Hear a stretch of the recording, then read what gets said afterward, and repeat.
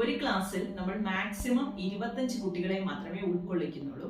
വളരെ കുറച്ച് കുട്ടികളെ വെച്ചിട്ട് സ്പെഷ്യലായിട്ട് അവരെ കെയർ ചെയ്യാനുള്ള ഒരു സംവിധാനം ഉണ്ടാക്കുകയാണ് ഇവിടെ ചെയ്യുന്നത്. അതുപോലെ ലാംഗ്വേജിന് പുറകിലോട്ടുള്ള കുട്ടികളെ, ലാംഗ്വേജ് വായിക്കാനൊക്കെ ബുദ്ധിമുട്ടുള്ള കുട്ടികളുണ്ട്, മലയാളം, ഹിന്ദി അതൊക്കെ വായിക്കാനും കൈകാര്യം ചെയ്യാനും ബുദ്ധിമുട്ടുള്ള കുട്ടികളെ പ്രത്യേക ശ്രദ്ധ കൊടുത്ത് മുന്നോട്ട് കൊണ്ടുവരാൻ വേണ്ടിയിട്ട് ശ്രമിക്കുന്നുണ്ട്. മാത്തമാറ്റിക്സ്, സയൻസ് വിഷയങ്ങൾക്ക് സ്പെഷ്യൽ കെയർ ആണ് കൊടുക്കുന്നത്. എത്ര ബുദ്ധിമുട്ടുള്ള കുട്ടികളെയും മുന്നോട്ട് കൊണ്ടുവരാനായിട്ട് നന്നായിട്ട് ശ്രമിക്കുന്നുണ്ട് അധ്യാപകർ. ഇതൊക്കെയാണ് നമ്മുടെ ക്ലാസ്സിന്റെ പ്രത്യേകതകൾ. അതുപോലെ +1, +2 ക്ലാസ്സുകളിലേക്ക് നമുക്ക് അഡ്മിഷൻ ആരംഭിച്ചു കഴിഞ്ഞു. +1, +2 വളരെ കുറച്ച് കുട്ടികളെ മാത്രം, അതായത് ഇതുപോലെ 25 കുട്ടികളെ മാത്രമേ മാക്സിമം ഉൾക്കൊള്ളിക്കുന്നുള്ളൂ. അല്ലാതെ 100 കുട്ടികളെ ഒന്നും വെച്ച് +1 ക്ലാസ്സുകളൊന്നും കണ്ടക്ട് ചെയ്യുന്നില്ല.